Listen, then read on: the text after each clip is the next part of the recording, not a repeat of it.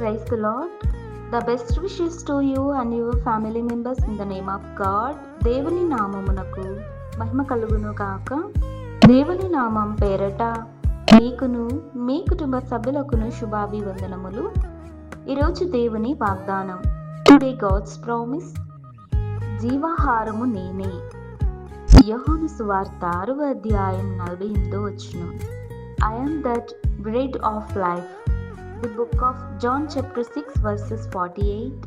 క్రీస్తునందు ప్రియమైన సహోదరి సహోదరులారా, ఈ ఉదయకాలం సమయంలోను ప్రభువైన యేసుక్రీస్తు వారు మనందరికీ శ్రేష్టమైన వాగ్దానమును అనగా జీవాహారమును నేనే అని దేవుడు నిశ్చయముగా మనందరితో మాట్లాడుతున్నాడు. చూడండి, దేవుడు పరిశుద్ధ దేవుడై ఉన్నాడు. ఈ లోకంలో ఉన్నటువంటి పాపుల కొరకు ఎవరైతే దేవునికి అయిష్టంగా జీవిస్తున్నారో, లోక సంబంధులుగా ఆ యొక్క చీకటి సంబంధులుగా జీవిస్తున్నారు, వారందరినీ కూడా మారు మనసు పొందుకోవాలని, రక్షణలోనికి రావాలని దేవుడు ప్రతి ఒక్కరికి కూడా సిలువలోను తన ప్రాణాన్ని త్యాగం చేసి ఉన్నాడు.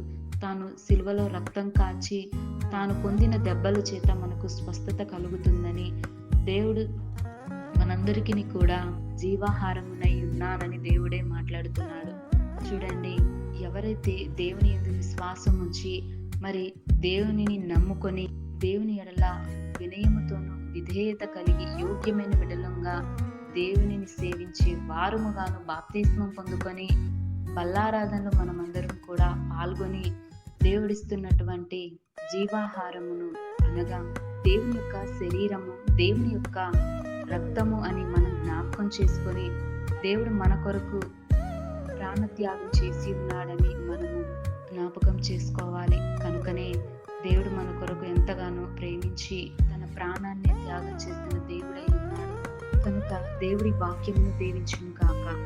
ప్రార్థన.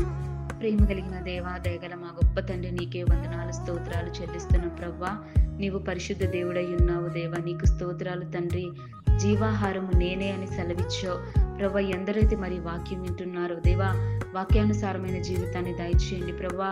నీ యొక్క బల్లారాధన ప్రతి ఒక్కరూ పాల్గొని ప్రవ్వా, నీ యొక్క రక్తమును, నీ యొక్క శరీరమును జ్ఞాపకం చేసుకొని ప్రవ్వా, ప్రతి ఒక్కరు పరిశుద్ధమైనటువంటి నీ యొక్క ఆత్మను కలిగి అటువంటి జీవాహారమును ప్రతి ఒక్కరికి దయచేయండి ప్రవ్వా. ఇంకా ఎవరైనా మారు మనసు పొందకుండా మరి ఈ లోక సంబంధులుగా జీవిస్తున్నారో వారందరూ కూడా పాప క్షమాపణ పొందుకొని బాప్తిస్మం పొందుకునేలాగున మీరు సహాయము దయచేయండి. నీ కృప ప్రతి ఒక్కరి ఎడల దయచేయమని కోరుతూ నజరుడైన యేసు నామమున నడుచున్నాను తండ్రి.